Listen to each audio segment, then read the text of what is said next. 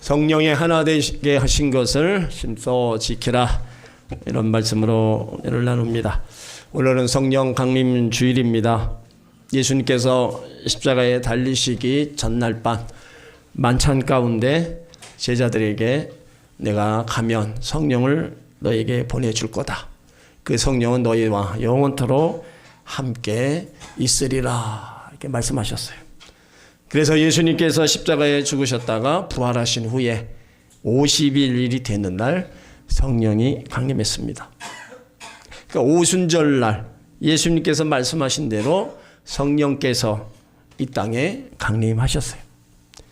성령님은 육신의 눈으로 볼 수는 없지만 실제로 존재하는 영입니다. 성령 강림절, 구원받은 하나님의 자녀들에게는 중요한 절기라는 거예요. 왜 중요하냐? 성령이 오셔서 우리들이 예수를 주라 시인하여 예수를 믿게 했다는 겁니다. 또 성령 강림을 통해서 교회가 시작되었다는 거예요. 그러니까 성령께서 믿는 자 안에 내주하셔서 함께 거하시고 성령이 교회 안에도 함께 계셔서 이곳에서 역사하시는 겁니다. 성령께서 하시는 일이 참 많은데 그 가운데 하나가 성도들이 하나 되게 하신다는 겁니다. 마귀는 성도들에게 분열을 일으키지만 성령은 하나 되게 하시는 겁니다. 세상에서 가장 어려운 일 가운데 하나가 사람과 사람이 하나 되는 겁니다. 가정에서도 부부가 하나 되기 어렵고 부모와 자녀가 하나 되기 어렵습니다. 직장에서도 뜻이 다르고 성격이 다르고 자란 환경이 다르기 때문에 하나 되기가 어려워요. 교회도 마찬가지입니다. 교회는 다양한 사람들이 모이는 곳입니다. 연령도 다르고 성격도 다르고 신앙의 깊이도 다르고 직분도 다르기 때문에 하나 되기가 참 어려워요. 참 희한하죠? 왜 교회 안에서 더 분쟁이 일어나고 시기 질투 싸움이 일어나고 참 그러니까 세상 사람들 이해하지를 못하는 거예요. 그러니까 성령은 그래서 교회 안에 교회를 향해서 성도들을 향해서 하나 되게 하라. 하나 되게 한 것을 좀 힘써 지키라. 당부하고 있는 거예요. 그러니까 오죽하면 성령이 하나 된 거를 힘써 지키라고 말씀하실까. 오늘 우리는 이 말씀 앞에 우리 자신이 한번 깊은 반성을 해야 되는 겁니다. 오늘 1절은 바울이 간절히 부탁하고 있는 거예요. 그러므로 주 안에서 갇힌 내가 너희를 권하노니 너희가 부르심을 입은 부름에 합당하게 행하여. 바울은 자신을 주 안에서 갇힌 자라고 하면서 권한다는 거예요. 간절히 부탁한다는 겁니다. 그 부탁이 부르심에 합당하게 행하라는 겁니다. 그러니까 합당하게 이 균형을 맞추다, 무게에 걸맞는 그런 뜻이 있어요. 그러니까 하나님 자녀다운 삶을 살라는 겁니다. 하나님께서 우리를 부르신 것에는 우연이 아니라 하나님의 뜻과 목적이 있습니다.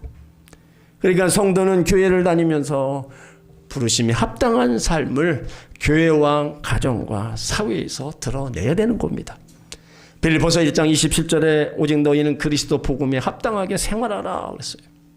그러니까 예수 믿는 사람들이 말씀대로 살기를 힘쓰고 성령 안에서 변화되려는 삶 자체, 그것이 있어야 된다는 거예요. 오늘 바울은요 2절에 부름받은 성도들의 태도를 말씀하고 있어요. 2절에 보면 모든 겸손과 온유로 하고 오래 참음으로 사랑 가운데 서로 용납하고. 그러니까 교회가 하나 되려면 먼저 겸손해야 된다는 겁니다. 교만은 내 생각이 옳다, 내 방식이 맞다, 왜 내 의견에 따르지 않느냐 마음으로 나타납니다.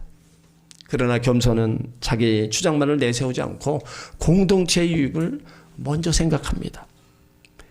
빌립보서 2장 3절에도 오직 겸손한 마음으로 각각 자기보다 남을 낮게 여기라고 그랬어요.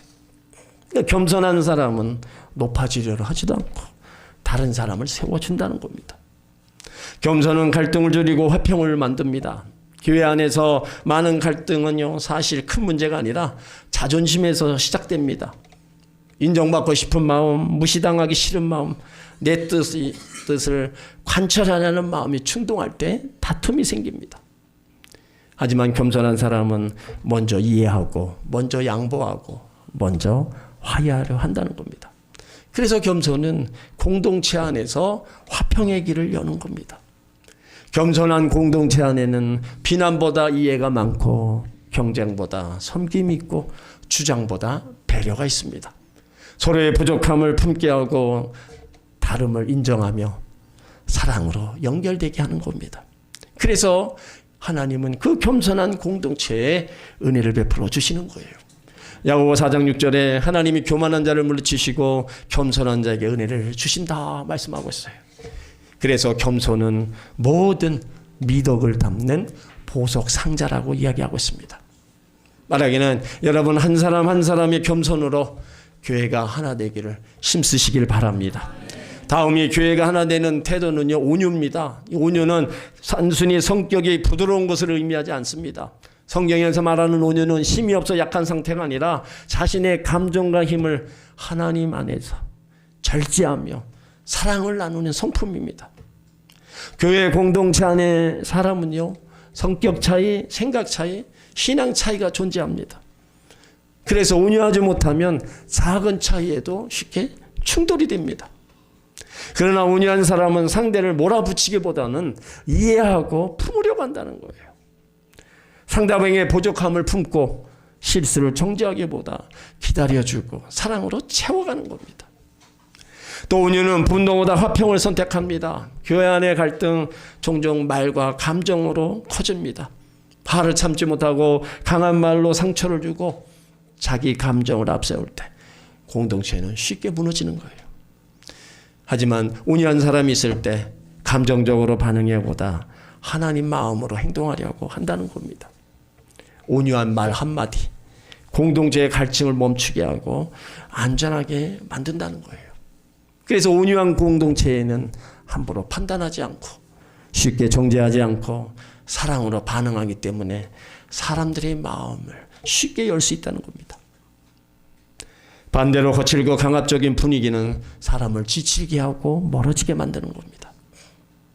교회는 서로 공격하는 것이 아닙니다. 서로를 위로하고 회복시켜 주는 것입니다.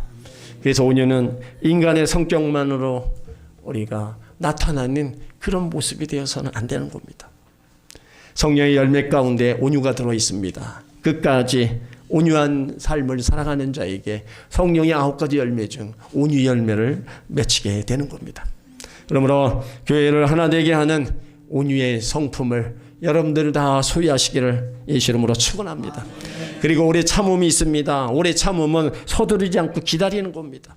하나님의 뜻을 기다리면서 하나님의 뜻이 이루어지기를 기다리는 것이 오래 참음입니다. 사람은 쉽게 변화되지 않습니다. 교회는 완벽한 사람들이 또 모이지 않기 때문에 어쨌든 오래 참아줘야 돼요. 언제까지 참느냐? 끝까지 참아줘야 됩니다. 때로는 마음이 속상하고 마음이 아플 때 있어요. 그래도 하나님이 우리를 향해서 오래 참아주신 것처럼 우리는 참고 참아줘야 된다는 겁니다.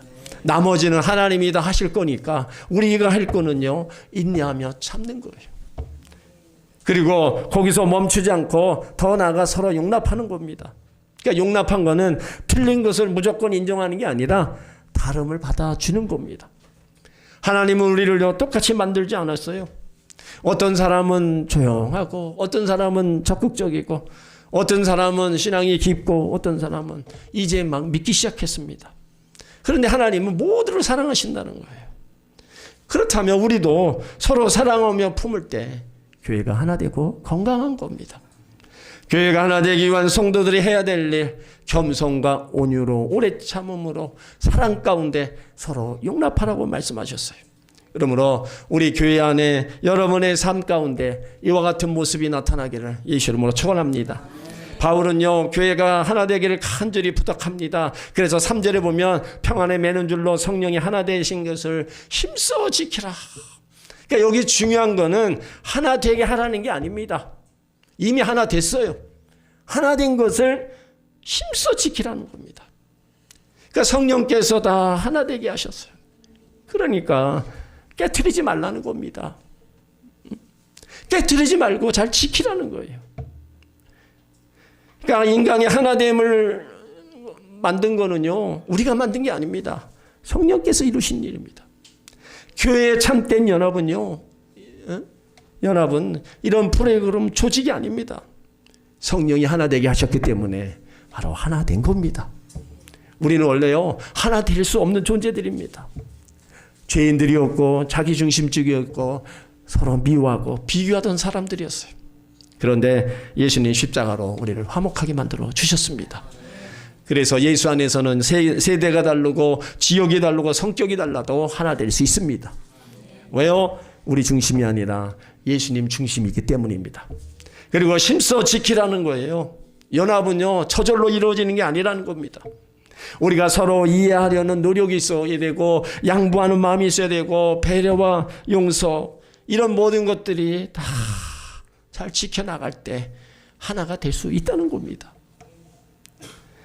성령의 하나됨을 깨트리는 것을 우리는 경계해야 된다는 거예요. 여러분, 원수마귀는요, 교회 밖에서 공격하지 않습니다. 교회 안에서 교회 연합체를 깨트리는 거예요. 외부로부터 오는 그 핍박과 환난은요, 성도들이 하나 되어서 기도하면서 다 이겨나갑니다. 하지만 안에서 일어나는 그런 공동체에 깨트리는 건요, 순식간입니다. 거기에서 분열이 일어나고 결국은 깨지게 만드는 것이 원수 마귀가 하는 거예요. 그렇다면 교회의 연합을 깨트리는데 우리가 주의해야 될 게 뭐가 있을까요? 서로 비교하는 마음이 없어야 된다는 겁니다. 하나님께서는 각 사람에게 주시는 은혜와 역할을 다 다르게 하셨어요. 그런데 비교하기 시작하면 내가 가진 것보다 남의 것을 보게 되고, 받은 은혜보다 부족한 것을 보게 되고, 감사보다 불평이 넘칩니다. 고린도전서 12장에 교회를 한 몸으로 비유했어요. 손과 눈과 발이 서로 비교하지 않는 것처럼 공동체 안에는 역할이 다르지만 모두 중요하다는 거예요. 그래서 비교는 하나님이 주신 자기의 자리의 가치를 잃어버리게 만드는 겁니다. 그리고 비교는요, 시기와 경쟁을 만든다는 겁니다. 비교가 깊어지면 사람은 자연스럽게 인정받는 사람을 시기하고 더 높아지려 경쟁하고 다른 사람의 실패에 은근히 기뻐하게 됩니다. 그러니까 이런 공동체, 사랑의 공동체가 아니라 경쟁의 공동체로 변질되라는 거예요. 야고보서 3장 16절에 시기와 다툼이 있는 곳에는 혼란과 모든 악이 있음이라 했습니다. 그리고 비교는요, 하나님의 질서를 부정하는 겁니다. 하나님 우리를 똑같이 만들지 않으셨다 그랬어요. 그래서 우리 교회 안에서도 은사도 다릅니다. 사명도 다르고요, 믿음의 성장 속도도 다 다릅니다. 그래서 비교는 공동체를 무너뜨리지만 그리스도의 사랑과 겸손은 공동체를 하나 되게 하는 겁니다. 다른 사람의 은사와 성공을 기뻐할 수 있을 때 공동체는 하나 되고 건강한 겁니다. 그러므로 여러분 모두가 여러분에게 하나님 주신 각자의 은사와 달란트, 여러분에게 주신 각자 그런 은혜와 복이 다 있습니다.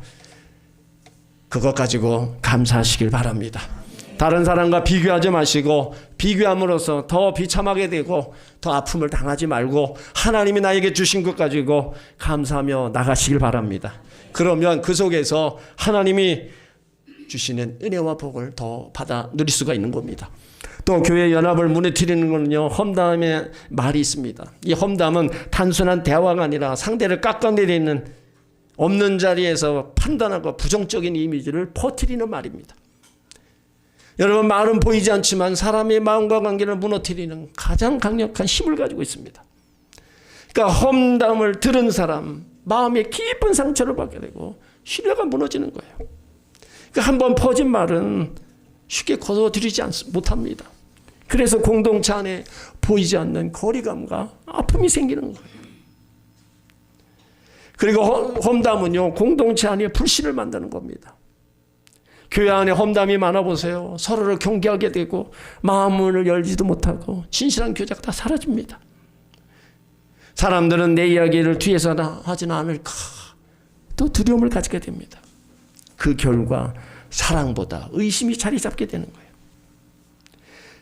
그리고 작은 말이 큰 분열을 가져온다는 겁니다. 처음에는 작은 불평이 보이지만은 시간이 지나면 편가르기가 생기고 오해가 커지고 공동체 전체가 흔들릴 수 있습니다. 잠언 16장 28절에 패역한 자는 다툼을 일으키고 말쟁이는 친한 벗을 이간질한다 그랬습니다. 작은 불씨 하나가 큰 숲을 태우듯이 무분별한 말 한마디가 공동체 전체를 어지럽게 할 수 있는 겁니다. 그래서 에베소 4장 29절에는 무릇 더러운 말은 너희 입 밖에도 내지 말고 오직 덕을 세우는데 소용대로 선한 말을 하라 권면하고 있어요. 여러분, 더러운 말이 뭐예요? 원수 마귀의 말입니다. 타인을 비방하고 모욕하는 말, 상대에게 상처를 주고 원망과 불평을 일삼는 거, 다 부정적인 말, 이게 다 더러운 말입니다. 그러면 선한 말은 뭐예요? 그에 반대되겠죠. 상대에게 격려해주고 위로해주는 말입니다. 낙심한 자에게 용기를 주고 상처받는 사람을 위로해주는 거, 감사하며 사는 거, 이 선한 말. 그러니까 하나님 자녀들은 이 선한 말을 하라는 거예요. 그러니까 교회 공동체 안에서 이 언어 생활, 여러분 연합을 위해서는요, 이 말의 습관이 그렇게 중요하다는 거예요. 여러분 모두가 사랑과 덕을 세우는 말을 하기를 힘쓰시길 바랍니다. 선한 말을 하도록 더 신경 쓰시고 그 선한 말을 또 많이 해 나가시길 바랍니다. 그 속에서 나로 인해서 모두에게 선한 영향을 끼칠 수 있는 거고, 그 선한 말을 하는 사람에게 사람들은 달라붙습니다. 저 사람에게 가면 왠가 힘이 나고 저 사람에게 가면 위로를 얻는 것 같아서 그 사람 주변에는 사람이 늘 따라붙어요. 하지만 반대로 더러운 말을 해보세요. 사람이 옵니까? 사람 다 떠납니다. 내 곁에 왜 사람이 없어요? 여러분, 나의 언어 생활에 있어서 얼마나 지대한 영향력을 끼치는가를 우리는 한번 생각해 봐야 되는 거예요. 그리고 교회 연합을 무너뜨리는 원인 가운데 하나가 이 편가르기입니다. 편가르는 건요, 사람을 하나로 묶기보다 서로 나누고 사랑하기보다 거리감을 만들고 공동체를 약하게 만드는 거예요. 그러니까 편가르기는 우리보다 내 사람을 앞세웁니다. 공동체보다 내 가까운 사람들만 중심에 두는 태도입니다. 친한 사람끼리만 어울리고 생각이 같은 사람만 인정하고 다른 사람을 소외시키는 거예요. 그러니까 이런 공동체는요, 한 몸이 될 수가 없습니다. 그냥 다 나눠지게 되는 거예요. 고린도 교회 안에도요, 나는 바울파, 나는 아볼로파, 이런 모습이 나눠져 있었어요. 바울이 그때 얘기합니다. 이것을 육신적인 모습이라고 아주 책망을 했어요. 그러니까 편이 나누어지면 자연스럽게 상대를 경계하게 되고 말을 왜곡해서 듣게 되고 작은 일에도 오해와 갈등이 번져가는 겁니다. 결국 사람보다 관계의 진영이 중요해지고 사랑보다 감정이 앞서게 되는 거예요. 편가르기 공동체 안에서 보이지 않는 벽입니다. 그리고 편가르기는요, 약한 사람을 소외시킵니다. 공동체 안에는 새로운 사람, 연약한 사람, 조용한 사람도 있어요. 그런데 편이 형성되면요, 이런 사람들은 쉽게 외로움을 느끼게 되고 사람들을 밀어내는 방향으로 흐르기 쉽습니다. 그러니까 성숙한 신앙은 내 편을 만드는 게 아니라 하나됨을 이루는 거예요. 그리스도의 사랑으로 서로 하나 되기를 힘쓰는 거라는 겁니다. 왜 이렇게 교회가 하나 되는 것을 말씀하시냐? 4절 이하에 모두가 하나라는 거예요. 몸도 하나요 성령도 하나이니 이와 같이 너희가 부르심이 한 소망 안에서 부르심을 입었느니라. 몸이 하나다. 몸은 교회를 의미합니다. 교회는 건물이 아닙니다. 예수 그리스도의 몸으로 하는 성도 공동체예요. 그러니까 성도는 서로가 다른 사람처럼 보여도 영적으로 한 몸입니다. 한 가족이에요. 직분이 달라도 성격이 달라도 배경이 달라도 모두 그리스도 안에서 연결되어 있다는 겁니다.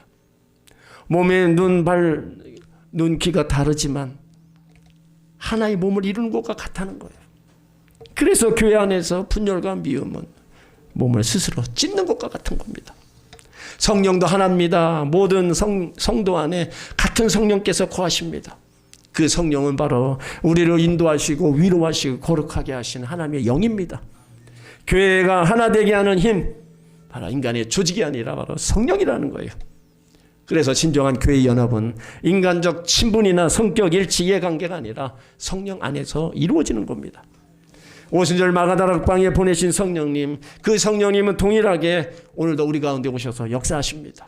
오늘도 우리 가운데 오신 성령은요, 우리 가운데 죄를 깨닫게 하시고요, 은사도 주시고 우리를 도와주십니다. 교회에서 하는 모든 우리의 예배와 우리 기도를 다 받으시고 우리 또 삶 속에 성령의 열매를 맺게 해주시는 거예요. 그래서 믿는 자 속에 역사하시고 일하시는 성령, 하나의 이름을 가진 성령 하나님이시라는 거예요. 그리고 성도는요, 모든 같은 소망으로 부름받은 자들이라는 거예요. 세상 사람들의 소망은요, 서로 다를 수 있습니다. 하지만 성도들의 궁극적인 소망은 부르심을 입은 겁니다.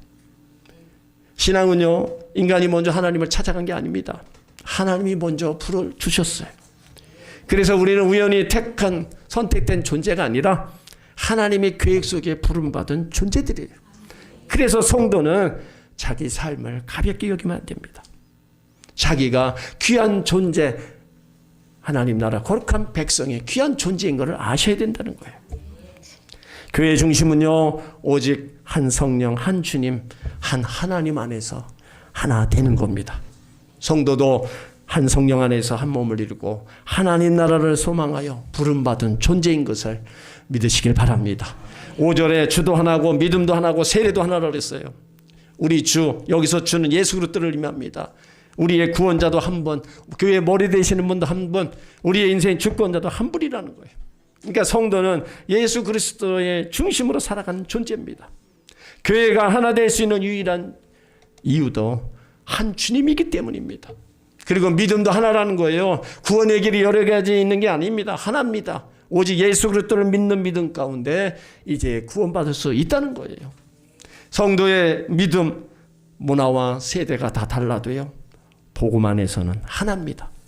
세례도 하나입니다. 우리는 성부와 성자의 이름으로 세례받았지 다른 이름으로 세례받지 않았어요. 세례는 예수 그리스도와 연합되는 겁니다. 물세례, 나의 옛사람이 죽고 새 생명으로 살아나는 걸 상징하는 거예요. 그러니까 교회가 하나 되는 이유가 주도 하나요, 믿음도 하나요, 세례도 하나이기 때문이라는 거예요. 그러니까 성도는요, 한 예수 그리스도를 믿으면서 한 믿음과 한 세례 안에서 한 공동체가 된 것을 믿으시길 바랍니다. 그리고 6절에 하나님도 하나이시니 곧 만유의 아버지시라. 만유에 계시고 만유를 통일하시고 만유 가운데 계시다. 하나님도 한 분입니다. 성도의 연합은요, 하나님을 모시고 하나님 아버지를 모시고 있기 때문에 가능한 거예요. 하나님은 창조주시고 모든 생명의 근원이시고 모든 존재를 다스리시는 아버지입니다. 특히 믿는 자들에게 공급자, 인도자, 보호자 되시는 영적 아버지라는 거예요. 그러니까 성도는 서로 남이 아니라 한 아버지, 하나님 아버지를 모신 영적 가족이에요. 그 하나님은 모든 세계 위에 계신다는 거예요. 피조물과 비교할 수 없는 절대 주권자이십니다. 하나님은 우리가 두려워하는 문제보다요 더 크십니다. 하나님은 모든 것을 붙들고 다스리시는 거예요. 혼란스러워 보이는 세상도 결국 하나님 섭리 안에 있습니다. 교회 역시 하나님 안에서 하나 되도록 부름받았습니다. 인간은 분열시키지만 하나님은 연합하게 하십니다. 복음은 하나님과 인간사를 화목하고 사람과도 하나 되게 하십니다. 그래서 하나님은 멀리 계신 분이 아니라 늘 가까운데 우리와 함께하고 계신다는 거예요. 우리 삶에 같이 계시고 교회 가운데 거하시며 늘 우리와 동행하고 계시고 우리 예배 가운데도 우리 고난 가운데도 항상 함께하고 계신다는 겁니다. 그러므로 하나님 아버지 모든 것을 통해 모든 것을 역사하신 하나님 아버지, 그 안에서 우리가 하나 된 것을 믿으시길 바랍니다. 예수님도 요한복음 17장에서요 성도들이 하나님 안에서 하나 되길 그렇게 기도하셨어요. 그러니까 얼마나 사람들 모임 속에 분열이 일어나고 고통이 일어나며 예수님도 그렇게 기도하셨어요. 그러므로 우리는요 성령이 하나 되게 하신 것을, 예수 안에서 하나 되게 하신 것을 힘써 지켜야 되는 겁니다. 사랑하는 성도 여러분, 하나 되면요 저절로 유지되지 않고 힘써 지켜야 되는 거예요. 내 자존심을 내려놓아야 되고요, 내가 먼저 사과해야 될 때 사과하고 때론 이해되지 않아도 품어야 된다는 겁니다. 나의 그런 수고와 열심히 있을 때 이 교회는요 아름다워지고 하나가 되는 거예요. 교회 안에서 분쟁이 일어나고 교회 안에서 다툼이 일어나고 여러분 상처받고 아픔 당해서 교회 떠나는 사람 수도 없습니다. 그들이 왜 안 오냐? 교회 가면 또 그런 상처와 아픔을 당하는데 왜 가냐? 그렇게 신앙생활하다가 교회 떠나서 여러분 그거는 우리 모두의 아픔입니다. 마태복음에 예수님은요 남을 실족해 한 자는요 연자맷대로 밀고 바닷물에 빠져 죽으라 그랬어요. 그만큼 남을 실족하게 하는 것이 하나님 나라의 의를 이루지도 못하고 최고의 고통을 주는 겁니다. 그러니까 우리 스스로가 여러분 서로서로를 돌아보면서 서로서로를 귀중히 여기면서 우리가 신앙생활을 해야지. 여기가 최후의 보루입니다. 교회가요 세상에서 얼마든지 아픔 당하고 상처받은 사람 교회 와서 위로받고 회복될 수 있어요. 근데 여기가 회복돼야 될 장소가 여기 와서 상처당하고 아픔 당하고 여러분 가면은요 이제 다시는 교회 오지 않습니다. 그럼 어떻게 돼요? 그 영혼은 그냥 예수 떠나면 어떻게 돼요? 그러니까 여러분 교회 내에서만큼은 절대로 내 의의를 드러내지 말고 내 고집 여러분 드러내지 말고 그냥 주님 안에서 하나 되게 하신 것을 힘써 지키라고 그랬으니까 내가 그냥 죽어 살아야 돼요.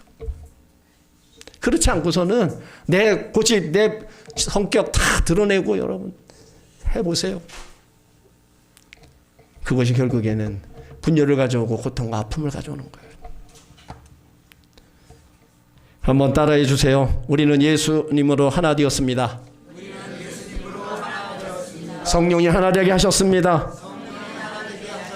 성령이 하나 되게 하신 것을 굳게 지키겠습니다.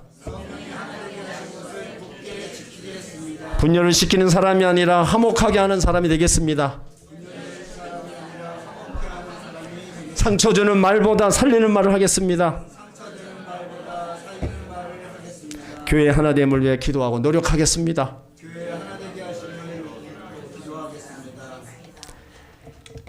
하나님 자녀인 여러분들 예수 안에서 하나 되기를 힘쓰시고 성령이 하나 되게 하신 것을 힘써 지키시기 바랍니다. 그래서 교회 안에서 하나님의 사랑을 경험하고 행복하게 신앙생활 하시기 바랍니다. 예수님의 몸인 전하모니교회가 하나 되는데 여러분 모두가 힘쓰시길 예수 이름으로 축원합니다.